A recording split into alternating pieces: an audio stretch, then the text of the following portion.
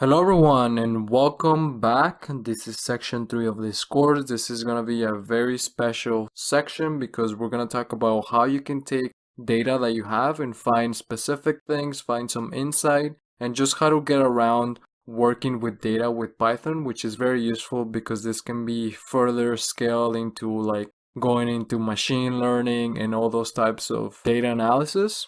So I think you're gonna really enjoy this lesson and find it very useful. So without further ado, let's get started. So what's the narrative of this section? Well, the narrative is very simple. So basically you're hired as a consultant and they tell you, the business basically tells you that there's a growing competitor taking a lot of market share, and your job is to compare the financial data of your company, of the company that you're working for, and the competitor over the last 2 years, and present any type of insight and findings that you find within the data. In this video, we're going to talk specifically about how you can organize the data that you have and that you're given in this case. You will learn how to use pandas to display a CSV data frame. You will learn how to set the basic format of your data, index the data that you have by the date, and slice data, and you'll see what I mean as we go along in the video, so don't be intimidated if you don't know what I'm talking about. Okay, so the first thing that you need to do is go to your terminal. Once you're in your terminal, first, we're going to be working now with Jupyter Notebooks, and the reason why is because it's very useful with data visualization. So, and you'll see what I mean later. Now, if you don't have it, all you have to do is just go pip install Jupyter, or if that doesn't work, then you should do pip3 install Jupyter. And that's it. It'll install it for you. And then in order to run it, all you have to do is go back to your terminal. And then from here, you can just go Jupyter Notebook. And what this is going to do is just launch a browser. And I'm going to zoom in so you can see this better. So we're going to go here, back course, and we're going to go here, organize data. Excellent. So as you can see, I have the code here ready to go. Now, before I go into any of the code, I just want to show you some of the data that we're going to be working with. So as you can see, this is the data that we were given as a consultant of the business. In this case, you have date. So it seems like it's the data of every month in the last 2 years. And it includes the revenue, the net income, the ad spend, the products launched, and the profit margins. So you can use, in this case, I'm going to use this data, and this is data that I took from somewhere. I created this, but it can be data that you already have. All you have to do is just save the data that you have as a CSV. CSV stands for comma separated values, and that's the better format to save this as in order for us to be working with this type of data in pandas, which is what we're gonna use. Okay, so you have a better idea now of what that means. So let's go back to the code. So this is the code right here. The first thing that you need to do is import pandas. Pandas does not come by default in Python. So if you don't have it, all you have to do is go to your terminal, and just like you install Jupyter, you just do pip install pandas or pip3 install pandas. Here we import it as PD. Then what we do here is I just make this variable called company data frame, and that's equal to PD, and I use the method read CSV.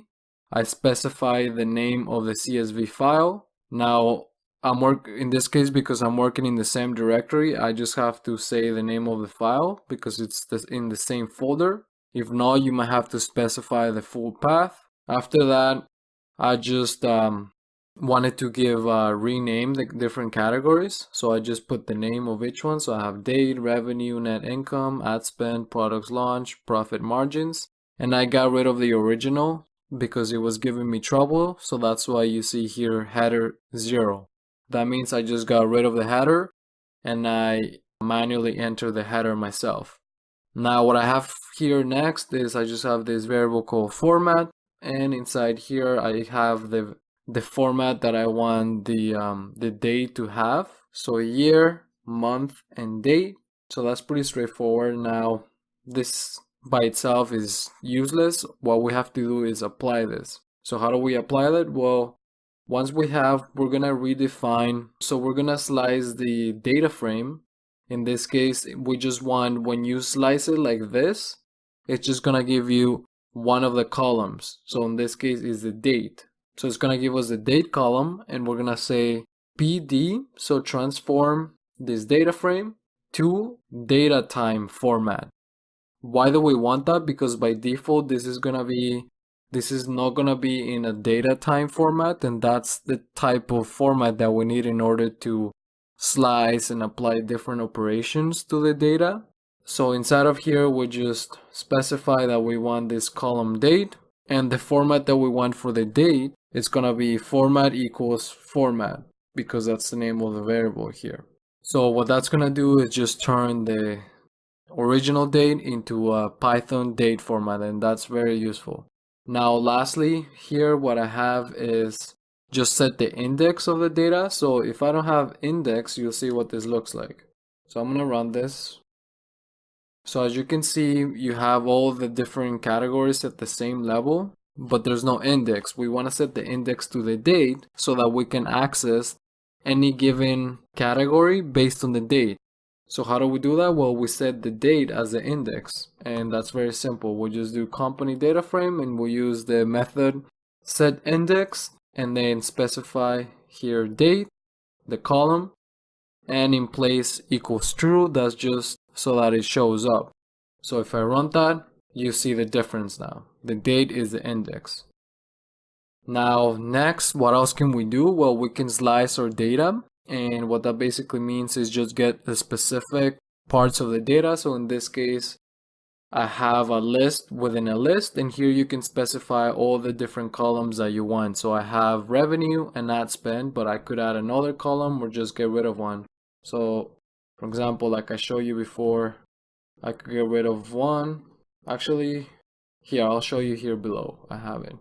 You could also index by date. So in this case, I could do show me everything in 2017. It's gonna look at the date and it's gonna show me everything, all the data from 2017 onwards. And I don't want to leave you like this, so I'll show you what I mean. So I'll do company data frame, and I'll do, you have to do the square bracket to slice revenue. If I run this, I get just the revenue column. So I'm sure you get the idea now. Now here what I have is, I just have exactly the same thing that I have here at the top. It's just that in this case we want to do the same process for the competitor data frame. That way we can have both of them with the same format. Now one thing that you should notice here is that because it's the competitor's financial data, we don't have all of it, so we have some missing values here. This stands for not a number, so there's some missing values here, and we're gonna have to deal with that as we go along in this section of the course. Now we could also specify and slice the data by the months and year. So in this case, I'm just telling it, give me the month of December of 2017, and it gives me the data. So this is something that we're gonna do in the next video. So don't worry about this right now. I just have this. I'm gonna get rid of it. But you see what this means. And lastly, what do we want to do?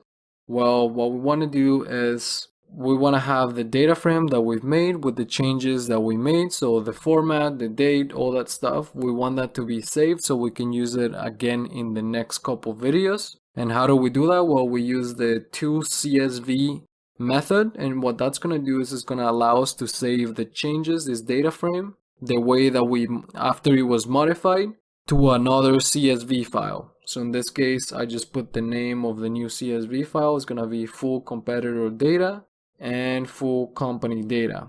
Now, something important about running code on Jupyter is that you could, for example, run this, but sometimes that can give you problems because like here it says name competitor data frame is not defined.